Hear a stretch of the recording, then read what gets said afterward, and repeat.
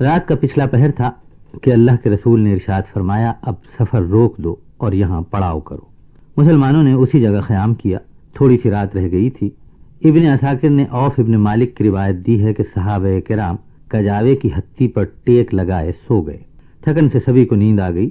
کچھ دیر گزری تو میری آنکھ کھل گئی، بخت و اتفاق کہ میں ایسی جگہ تھا جہاں سے محبوب رب المشرقین والمغربین میری نظروں کے سامنے ہوتے تھے۔ اب جو آنکھ کھلی تو کیا دیکھتا ہوں کہ اللہ کے رسول اس جگہ کجاوے کے پاس نہیں ہیں جہاں میں نے آپ کو سونے سے پہلے دیکھا تھا۔ صحابہ اکرام شمع نبوی کے پروانے تھے، فوراً آپ کو نہ پاتے تو گھبرا جاتے۔ عوف ابن مالک کہتے ہیں کہ حضرت صلی اللہ علیہ وسلم کو اپنی جگہ نہ پا کر میرے دل میں طرح طرح کے ہول آئے۔ میں اپنی جگہ سے اٹھا اور آپ کی تلاش میں نکلا۔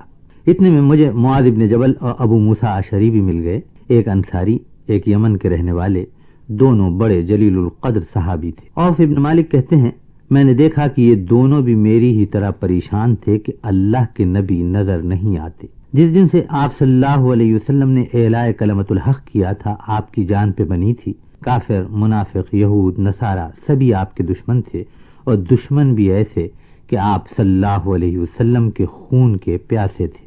ہم نے آپ کی تلاش شروع کی، ادھر ادھر گھومتے رہے۔ وادی کے اوپر سے ایک وقت ہم نے کچھ آوازیں سنی، ایسی آوازیں تھیں جیسے کوئی چکی پھر رہی تھی۔ ہمارے کان کھڑے ہوئے، ہم اسی سمت چلے۔ اتنے میں ہماری نظریں اٹھیں تو ہم نے دیکھا کہ ختم الرسول صلی اللہ علیہ وسلم تشریف لے آ رہے ہیں۔ دل کو ایک اطمینان ہوا اور ہم نے بڑی خوشی سے آگے بڑھ کر آپ صلی اللہ علیہ وسلم کا استقبال کیا۔ آپ ملے تو ہم نے اپنی کہہ سنائی کہ آپ کو نہ پا کر ہم کیسے پریشان ہو گئے تھے۔ یہ سن کر اللہ کے رسول نے ارشاد فرمایا کہ آج رات میرے رب عز و جل کی طرف سے ایک آنے والا آیا۔ اس نے مجھ سے کہا کہ اللہ تعالیٰ نے مجھے اختیار دیا ہے کہ چاہوں تو میں امت کی سفارش اور شفاعت کا حق لے لوں، چاہوں تو اللہ تبارک و تعالیٰ سے درخواست کروں اور وہ میری آدھی امت کو جنت میں بغیر حساب کے داخل فرما دے۔ ارشاد فرمایا کہ جب مجھے یہ اختیار دیا گیا تو میں نے شفاعت کو پسند فرمایا۔ مقصد یہ تھا کہ مسلمان عمل سے غافل نہ ہو۔ عوف ابن مالک کہتے ہیں میں نے عرض کیا کہ اے اللہ کے نبی، آپ کو اللہ کی قسم اور ہم سب کی موجودگی کی قسم، کیا آپ نے ہم لوگوں کو ان لوگوں میں شامل کر لیا ہے جن کی آپ شفاعت فرمائیں گے؟ اللہ کے رسول نے ارشاد فرمایا کہ بے شک تم سب ان لوگوں میں شامل ہو جن کی میں سفارش کروں گا۔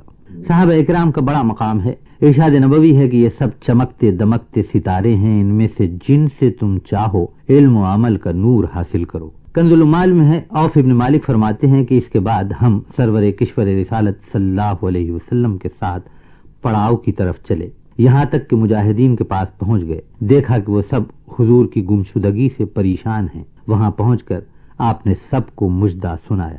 اللہ کے رسول کی شفاعت کی مستحق ہونے والوں کا آخری درجہ یہ ہے کہ اگر کسی نے کبھی شرک نہ کیا ہو تو آپ صلی اللہ علیہ وسلم اس کی بخشش کی بھی سفارش فرمائیں گے، مگر یہ شفاعت درجہ بدرجہ عمل کے پیش نظر ہوگی۔ This program is the sole property of Central Productions, Pakistan Broadcasting Corporation, Islamabad. Piracy in this regard is illegal.